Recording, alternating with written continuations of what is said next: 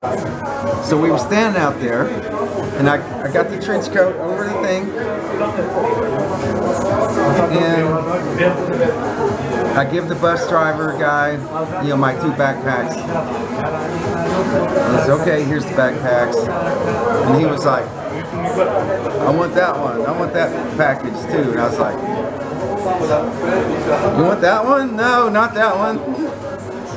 Yeah, that one. Yeah, I was like, oh no, that's the baby kitty, you know? So, I was like, okay, oh god. So I give him the thing, and he was like, oh, Machka, you know? And anyway, so he just took Machka and like stuck her under the butt, you know, throw Machka under the bus, so to speak. Put her in the luggage thing. He goes, that'll be, you know, €5. And I was like, oh, €5. That was the first bizarre thing. It's like that money that I found underground. I didn't want €5, and they wouldn't give me the Bosnian mark. And I got a €5 bill and like three coins of the euro. And I was like, €5, okay. And I got on the bus and I was like, oh my god. You know, anyway, we were driving away and I was like, €5. I didn't even want that €5. I wanted anything else but the euro. And then that €5 that I got from the money that I found laying on the ground is why baby kitty was able to get on the bus. And if it weren't for that, well, I wouldn't have left my cat at all. No consideration. So then, if it weren't for that, we just wouldn't have gotten on the bus at all. So the only reason we were on the bus and driving away is because of that money that I found laying on the ground. And I was just going, oh my god. Oh. So we take off. We drive, you know, go on, cross the border, all that's fine. We get closer into Sarajevo, and we're coming up from the kind of the southeast, you know, kind of heading north. Sarajevo is kind of in a valley, if you know how that's situated.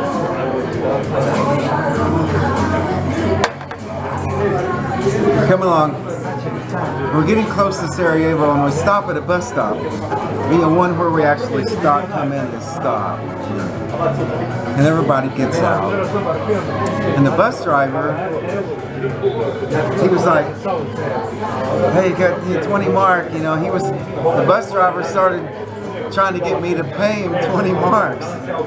And I was like, he's like, Nema Novac Nista, like Nista, no Nema Novac at all, no. Because I had like €3 in the, I think the bus driver was trying to hustle me for 20 marks because maybe he'd bent the rules on letting baby kitty get on the bus.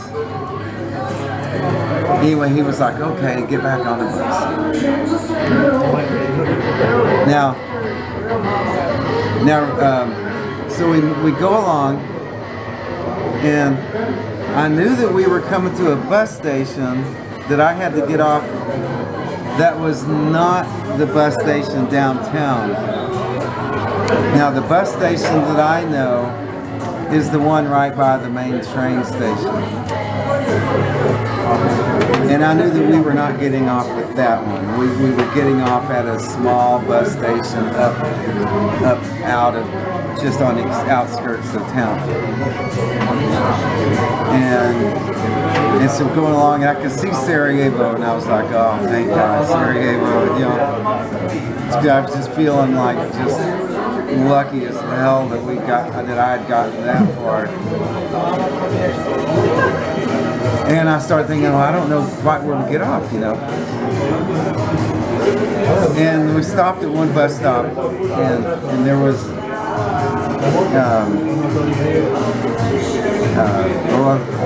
okay, remember, there's the friend of mine coming to pick me up, but I had told him that I would meet him at the main bus station to get in.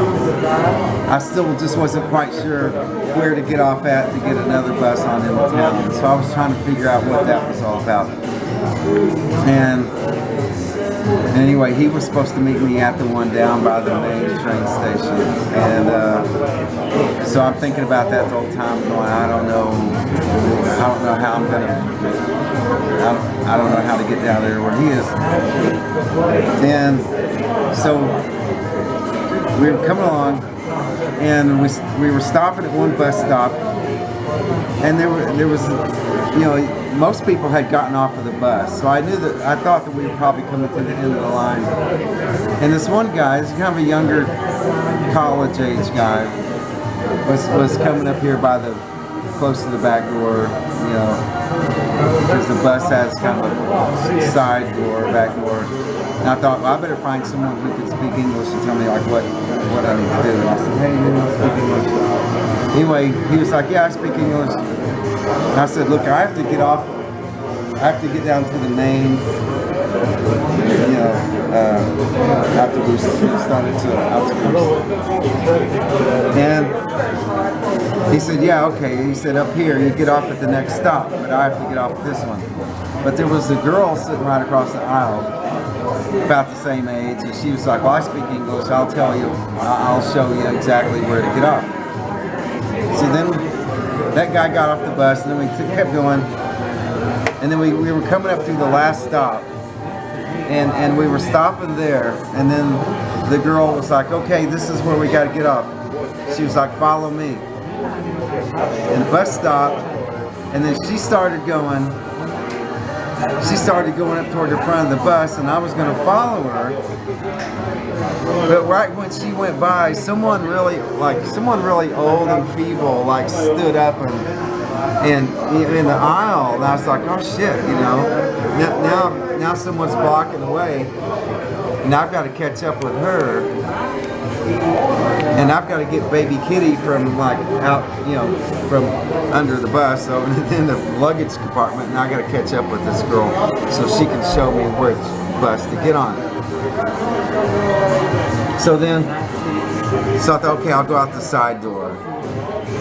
So I went out the side, so I was like, oh shit. So I went out the side door, and I came down the steps. And remember, I was going to meet my friend downtown whenever I could get there.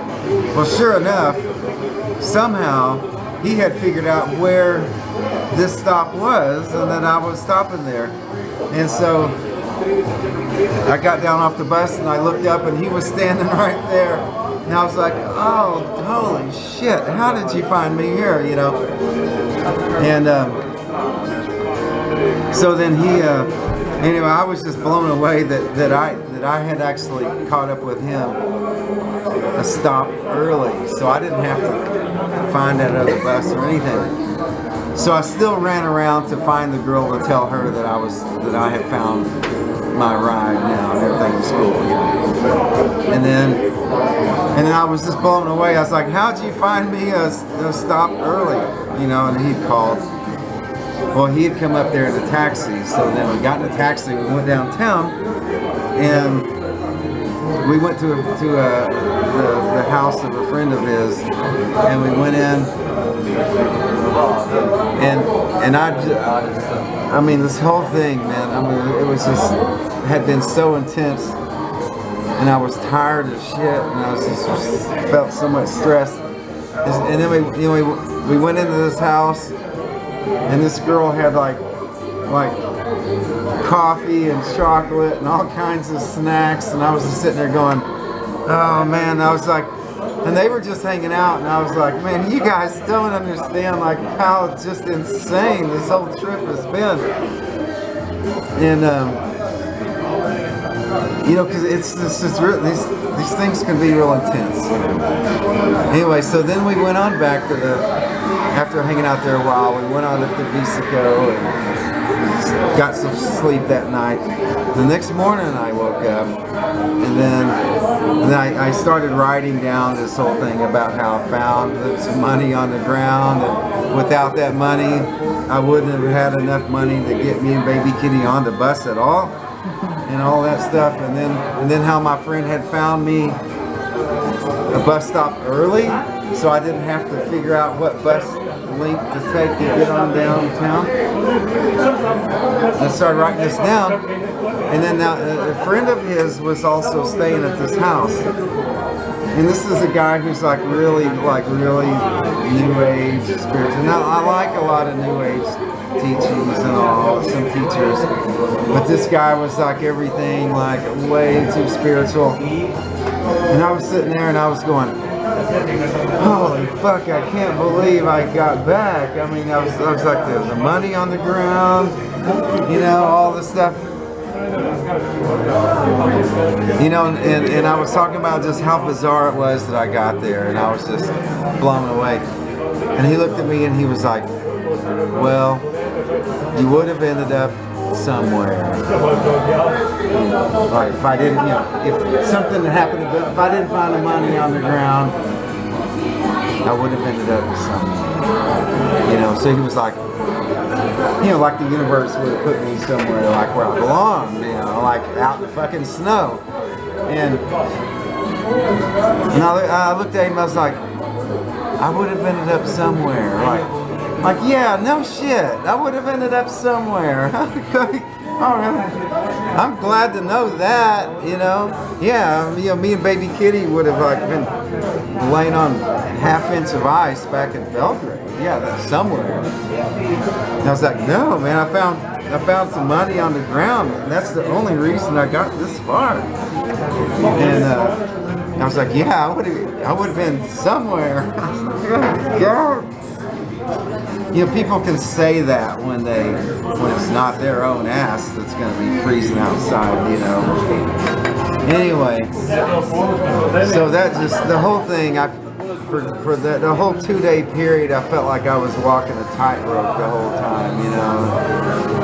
And I was mighty glad to be back in Veliko, you know, just up from Sarajevo a ways. And you know, there's been a lot of people in Bosnia, some from Bosnia, and you know, a few not from Bosnia, but there's been a lot of people here who, I mean, without them, I wouldn't have had a snowball's chance of hell at being here right now. I'm telling you, know, I'm just very grateful for, you know, people who fed me, given me places to stay and everything. Really, now I've got some good friends back in the U.S. I've got, you know, some good family. But the proximity makes the difference. You know, people like right in your own area where you are physically, and I just wouldn't have had a chance in hell without the whole variety of people here in Bosnia. I want to say that. So there you go. There's the story. I hope it's got kind of a Christmas feel to it. But that thing about finding the money on the ground and that being the only reason I was able to get my cat on the bus, that just really blew me away. I was like, man, that's just,